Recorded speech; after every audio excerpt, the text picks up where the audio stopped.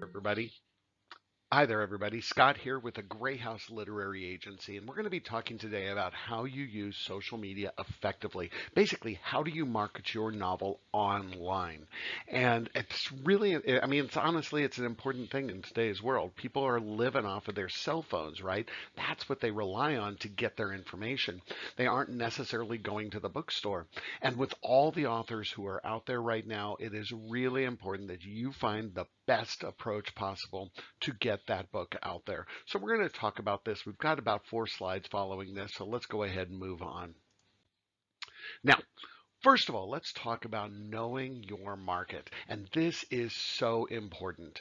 You need to really understand who reads your book. You cannot just sit there and say, everybody reads my book, because you know and I know that that's not true.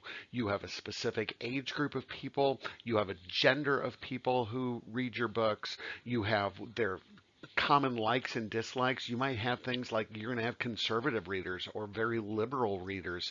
You need to know exactly who those people are. And you need to be able to understand what their likes and dislikes are, because you are targeting your marketing approach to that individual reader. You're not going to market to every single person, right? So you also have to stop and ask yourself, where do they find their books? Are these people who are just getting online, pulling out their phone, seeing something, going, ooh, I want to buy that? Is that what they're doing? Or are they following links because they happen to be on Facebook? Are they still going to bookstores? Are they walking around that bookstore with something that they're, trying to find a set book? It all depends on where they're going to, and that again is going to shape your approach for selling that product. But you have to know your market, not the general market, your market. Who are those people who buy your books? You have to also remember that one size does not fit everybody. Not all the social media outlets are the same. You might be in a writing group and you see somebody, your best friend, and they're over on TikTok and they're like, TikTok's the way to go. But maybe your readers aren't on TikTok, right? That's going to be something that you want to pay attention to. Um, Maybe your readers are going to be over on Facebook. Maybe they're going to be on Instagram. Maybe they're going to be on Pinterest, whatever that might be. So not all the social media outlets are the same. That means that the audience, look at that bottom point there, the audience for each platform wants something different. Some people want some longer extended videos. Some people want some shorter videos. Maybe somebody just wants a real quick blurb on something. And you could just simply be wasting your time by putting it into the wrong platform. Now, I know what some of you are thinking. Well, I might draw in some of those readers. Yes, you might. But go back to your math class about possibility and probability. Possible? Yes. Probable? No. So if you're sitting there and you're shifting over, for example, I have a friend of ours that has, with the TikTok movement, said, I'm pulling off of Facebook and I'm putting everything over on TikTok. Well, that's great, except here's the thing. Her market are not people who are probably on TikTok. So what she's having to do is she's having to film it on TikTok, save it on TikTok, and now she's back dumping it back over into Facebook so people can see it. Now, that's a lot of extra steps, and the people who are on Facebook might not want the little funny clips that she puts with the TikTok. Does that make some sense? So you have to be able to think about each audience. Like I said, they want something different. Each platform is asking for something completely different. One size does not fit all for everybody. Now, you also have to make it worth their time, right? I see a lot of friends out there, a lot of author friends who are just posting things just to be able to say, I got to post up for this week. Well, that's great. Okay, whatever. But showing me you sitting there making funny faces at the computer because you're like saying something like, me trying to figure out what my hero wants to do.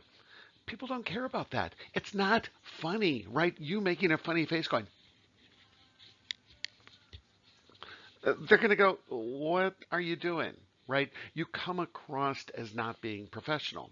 So you don't want to just post things just to post things. You always have to provide something that your readers want to know.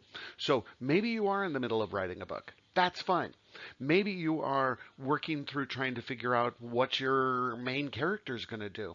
This might be the time to do a real quick post of going, hey, everybody, I'm in the middle of starting my new book and I'm trying to figure out where my new character is going to. Here's the process I go through. Takes you 5 minutes to maybe post that. That's about it. Gives them some insight. They see the writing process in mind, and people who are writers are going to go, ooh, I like that idea. Now they want something. Obviously, you're not going to always just want to wait until you get to the end of your book, because if you do that, that could be 3, 5 months out before you even get around to doing something. And again, filling it with fluff sends the wrong messages, right? We don't want to just see you. I mean, the big thing right now is I see a lot of authors of like, ooh, package showed up. Here's my latest book. And they're showing them, and they take all this time unwrapping the box to hold the book up. Look, if your book showed up, then that's fine. Your book showed up. Sit there and say, hi, everybody. Here's my new book right here. This is what I've got for you. That's fine. You unwrapping the box, whatever. It doesn't really matter. So I want you to be thinking about that. Now, last part, timeliness. Now, this is where I had to really laugh at myself when I was putting this together because it says always be updating. And you'll notice that I haven't put a video up for a while.